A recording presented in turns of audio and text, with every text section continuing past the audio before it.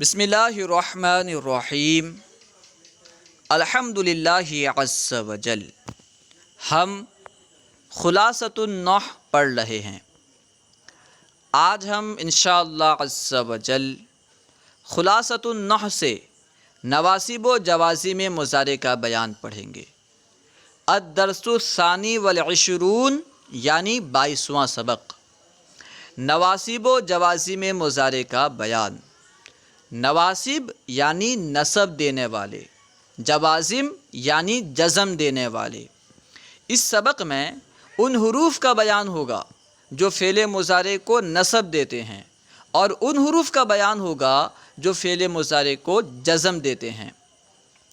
اس سبق کو پڑھنے سے پہلے آپ نصاب الصرف یا کسی دوسری صرف کی کتاب سے مضارع کا بیان پڑھ لیں کہ مضارع کسے کہتے ہیں، مضارع کے کتنے سیغے آتے ہیں، مضارع کے کتنے سیغوں کے آخر میں ضمہ ہوتا ہے، مضارع کے کتنے سیغوں کے آخر میں نون اعرابی ہوتا ہے۔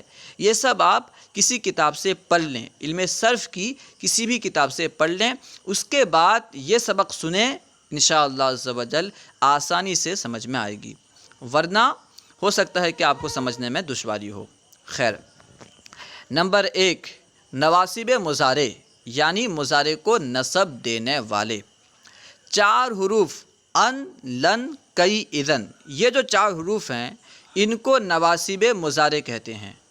4 حروف ان، لن، کئی، اذن کو نواصب مضارع کہتے ہیں کیونکہ یہ 4 حروف فعل مضارع کو نصب دیتے ہیں، اسی وجہ سے ان 4 حروف کو نواصب مضارع کہتے ہیں۔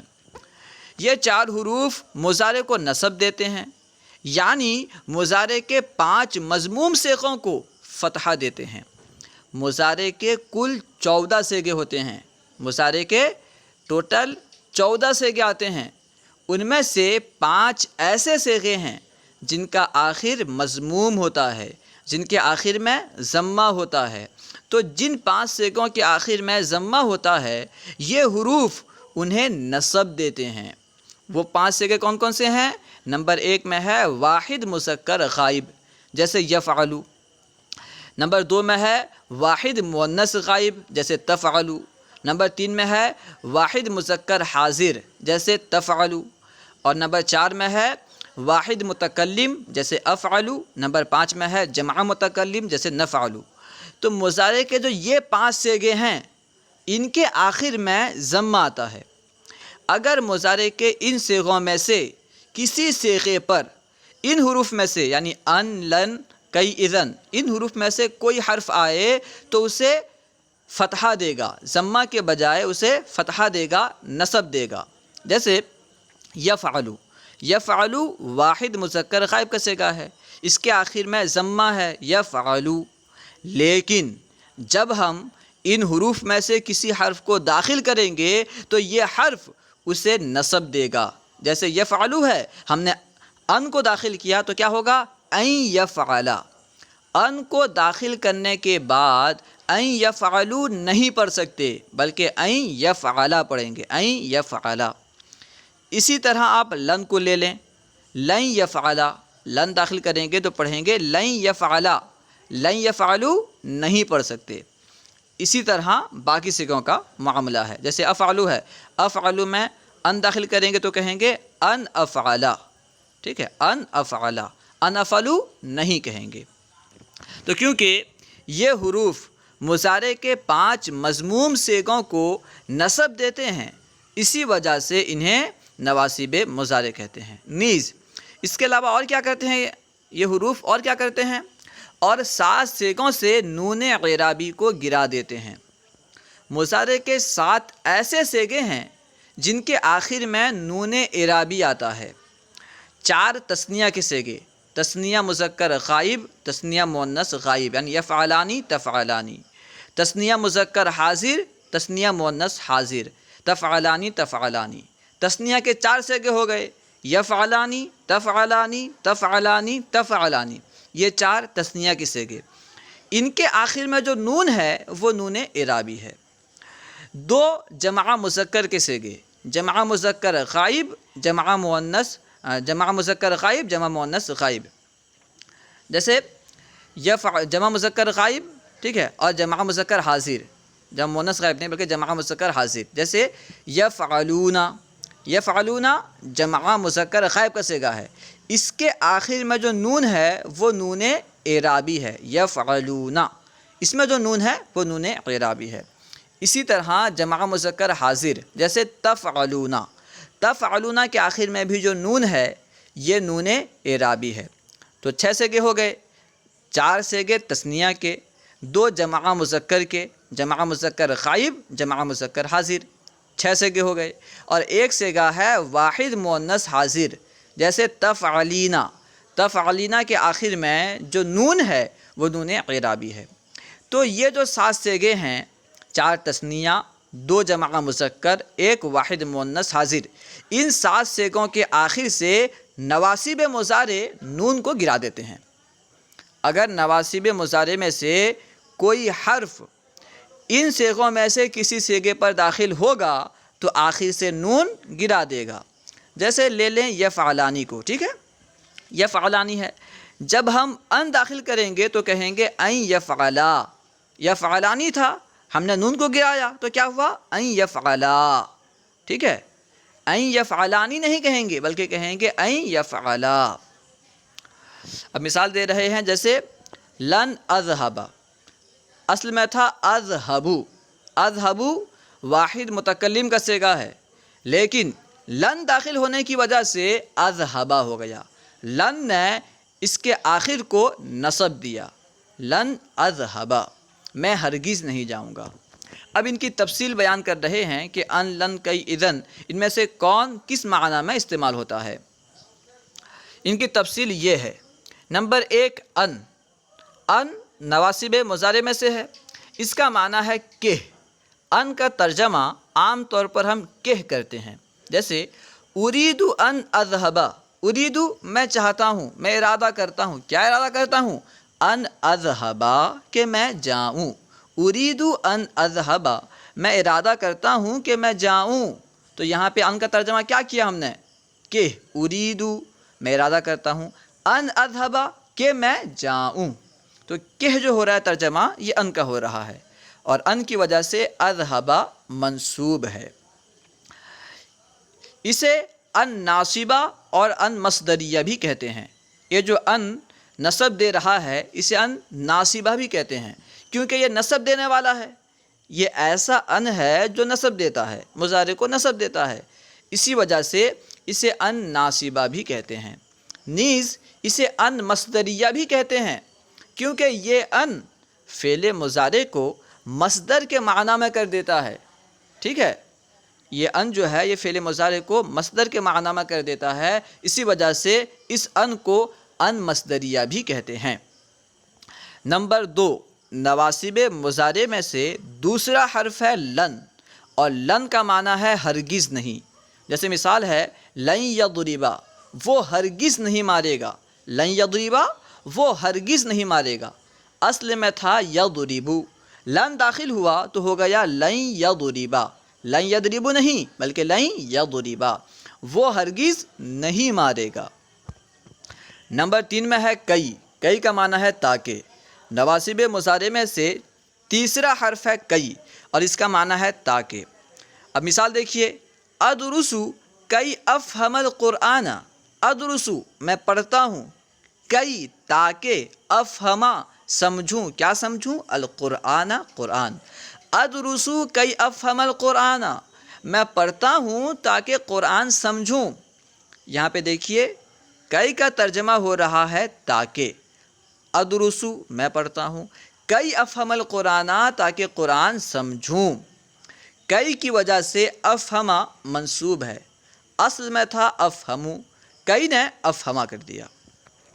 نمبر 4 اذن، اذن کا معنی ہے تب، جیسے مثال دیکھیے اسلم اذن تنجوا، اسلم تو اسلام قبول کر، اسلام لا، اذن تنجوا تب تو کامیاب ہوگا، تب تو نجات پائے گا، ٹھیک ہے، اسلم اذن تنجوا تو اسلام لا تب تو نجات پائے گا، ٹھیک ہے۔ تو یہاں پہ دیکھیے اذن کا ترجمہ ہو رہا ہے تب، اور اذن کی وجہ سے تنجوا منصوب ہے، اذن کی وجہ سے تنجوا منصوب ہے اس کے آخر کو نصب دے رہا ہے اذن۔ نمبر 2، اب یہاں سے جوازم مضارع کے تعلق سے بیان کر رہے ہیں، یعنی ان حروف کے تعلق سے بیان کر رہے ہیں جو فعل مضارع کو جزم دیتے ہیں۔ جوازم مضارع 5 حروف لم، لما، لام امر، لائے نہیں اور ان شرطیہ کو جوازم مضارع کہتے ہیں۔ یہ جو 5 حروف ہیں لم، لما، لام امر، لائے نہیں، ان شرطیہ، ان 5 حروف کو جوازم مضارع کہتے ہیں۔ یہ 5 حروف مضارع کو جزم دیتے ہیں۔ وہ بیان کر رہے ہیں یہ 5 حروف مضارع کو جزم دیتے ہیں، یعنی مضارع کے 5 مضموم صیغوں سے ضمہ کو گرا دیتے ہیں۔ مضارع کے 5 صیغوں کے آخر میں ضمہ آتا ہے، جب ضمہ گر جائے گا تو کیا ہوگا؟ جزم۔ تو یہ 5 صیغے، یہ جو 5 حروف ہیں، یہ مضارع کے 5 مضموم صیغوں سے ضمہ گرا کر اسے جزم دیتے ہیں۔ جیسے مثال کے طور پر یفعلو ہے، ٹھیک ہے؟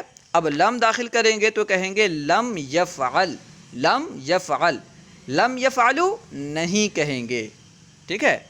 یفعلو۔ اسی طرح تفعلو لے لیں، تفعلو تو اس میں لم داخل کریں گے تو کہیں گے لم تفعل، لم تفعل، ٹھیک ہے؟ مضارع کے 5 مضموم صیغے کون کون سے ہیں؟ واحد مذکر غائب جیسے یفعلو، واحد مؤنث غائب جیسے تفعلو، واحد مذکر حاضر جیسے تفعلو، واحد متکلم جیسے افعلو، جمع متکلم جیسے نفعلو۔ یہ 5 صیغے وہ ہیں جن کے آخر میں ضمہ آتا ہے، اور جوازم مضارع ان کے آخر سے ضمہ کو گرا دیتے ہیں، جزم دیتے ہیں۔ خیر، یعنی مضارع کے 5 مضموم صیغے سے ضمہ کو گرا دیتے ہیں، اور کب گراتے ہیں؟ جبکہ ان کے آخر میں حرف علت نہ ہو۔ اگر ان 5 صیغوں کے آخر میں حرف علت نہیں ہوگا تو یہ جوازم مضارع ان کے آخر سے ضمہ کو گرا دیں گے۔ حرف علت کون کون سے ہیں؟ حرف علت 3 ہیں، الف، واو، یا۔ ان 3 حروف کو حروف علت کہتے ہیں۔ اگر کسی صیغے کے آخر میں، ان 5 صیغوں میں سے کسی کے آخر میں حرف علت ہو تو جوازم مضارع حرف علت کو گرا دیں گے، صرف جزم نہیں دیں گے بلکہ حرف علت ہی کو گرا دیں گے۔ واو ہو، اگر کسی صیغے، ان 5 صیغوں میں سے کسی صیغے کے آخر میں واو ہو یا ہو تو جوازم مضارع اس واو اور یا کو گرا دیں گے۔ خیر، یعنی مضارع کے 5 مضموم صیغوں سے ضمہ کو گرا دیتے ہیں جبکہ ان کے آخر میں حرف علت نہ ہو، ورنہ حرف علت کو گرا دیتے ہیں، اور 7 صیغوں سے نون اعرابی کو گرا دیتے ہیں۔ جس طرح نواصب مضارع 7 صیغوں سے نون اعرابی کو گراتے ہیں، اسی طرح جوازم مضارع بھی 7 صیغوں سے نون اعرابی کو گراتے ہیں۔ وہ 7 صیغے کون کون سے ہیں؟ بیان کر دیا گیا، 4 تثنیہ کے صیغے اور 2 جمع مذکر کے صیغے اور 1 واحد مؤنث حاضر کا صیغہ۔ ان 7 صیغوں کے آخر سے نواصب مضارع اور جوازم مضارع دونوں نون اعرابی کو گرا دیتے ہیں۔ نواصب مضارع بھی گراتے ہیں، جوازم مضارع بھی گراتے ہیں۔ اب یہاں سے ان کی کچھ تفصیل بیان کر رہے ہیں۔ ان کی تفصیل یہ ہے، نمبر 1 میں ہے لم، اور اس کا معنی ہے نہیں۔ لم نہیں کے معنی میں استعمال ہوتا ہے، جیسے لم یاکل، وہ نہیں کھایا، اس نے نہیں وہ نہیں کھایا، ٹھیک ہے؟ دراصل لم جو ہے یہ مضارع پر داخل ہوتا ہے اور اسے ماضی کے معنی میں کر دیتا ہے۔ آپ نے علم صرف میں پڑھا ہوگا کہ لم مضارع میں داخل ہو کر اسے ماضی کے ساتھ خاص کر دیتا ہے، ماضی کے معنی میں کر دیتا ہے۔ یاکل کا معنی کیا ہے؟ وہ کھاتا ہے یا کھائے گا، لیکن لم داخل ہوا تو اب معنی ہوگا وہ نہیں کھایا، ٹھیک ہے؟ اس نے نہیں کھایا۔ لم یدعو، دعا یدعو کا معنی دعا کرنا، اس نے دعا نہیں کی، ٹھیک ہے؟ نمبر 2 لما، لما کا معنی ہے ابھی تک نہیں۔ لما یعنی ابھی تک نہیں۔ لما جو ہے یہ حال تک نفی کے معنی پر دلالت کرتا ہے، لما ابھی تک نہیں۔ لما یقل یعنی ابھی تک اس نے نہیں کہا، لما یقل ابھی تک اس نے نہیں کہا۔ لما یرمی ابھی تک اس نے نہیں پھینکا، لما یرمی ابھی تک اس نے نہیں پھینکا۔ اصل میں یرمی کے آخر میں یا تھا، یرمی یا کے ساتھ، تو لم کی وجہ سے یا گر گئی۔ نمبر 3 میں ہے لی، ٹھیک ہے؟ یعنی لام امر، یہاں لی سے مراد جو حرف جر ہے وہ نہیں بلکہ لام امر، اس کا معنی ہے چاہیے کہ، جو لام امر ہوتا ہے اس کا معنی ہے چاہیے کہ، اس کا ترجمہ کرتے ہیں عام طور پر چاہیے کہ، جیسے لینصر چاہیے کہ وہ مدد کرے، لینصر چاہیے کہ وہ مدد کرے، لیرمی چاہیے کہ وہ پھینکے، لیرمی چاہیے کہ وہ پھینکے۔ دیکھیے ینصر جو تھا اصل میں ینصر تھا، لام کے داخل ہونے کی وجہ سے ینصر ہو گیا، لینصر یعنی ضمہ گر گیا، اور یرمی یا کے ساتھ تھا کیونکہ اس کے آخر میں حرف علت ہے، یرمی کے آخر میں حرف علت ہے، اسی وجہ سے لام کے داخل ہونے کی وجہ سے حرف علت ہی گر گیا، ٹھیک ہے، یا ہی گر گئی۔ نمبر 4 لا یعنی لائے نہیں، ٹھیک ہے، فعل نہیں میں جو لا آتا ہے وہ لا، ہر لا نہیں، لا یعنی نہ نہیں، جیسے لا تشرب تو مت پی، تو نہ پی، لا تشرب تو نہ پی، لا تنسا تو مت بھول، لا تنسا کے آخر میں یا تھی تو لا کی وجہ سے یا گر گئی، لا تنسا تو مت بھول۔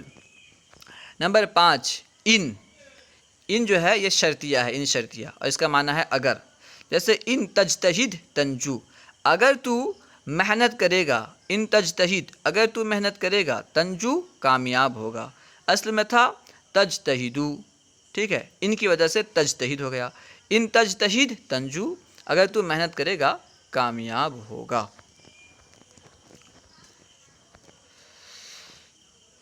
تنبیہ جس مضارع پر کوئی ناصب یا جازم نہ ہو، یعنی کوئی نصب دینے والا یا جزم دینے والا نہ ہو، وہ مرفوع ہوتا ہے، ٹھیک ہے، جس مضارع پر کوئی ناصب یا جازم نہ ہو وہ مرفوع ہوتا ہے، تو یفعل کیا ہے؟ مرفوع ہے، کیونکہ اس پر کوئی ناصب و جازم نہیں ہے، یعنی اس کے 5 صیغوں میں ضمہ اور 7 صیغوں میں نون اعرابی آتا ہے۔ اگر کوئی ناصب نہ ہو، کوئی جازم بھی نہ ہو، تو 5 صیغوں کے آخر میں ضمہ آئے گا اور 7 صیغوں کے آخر میں نون اعرابی آئے گا۔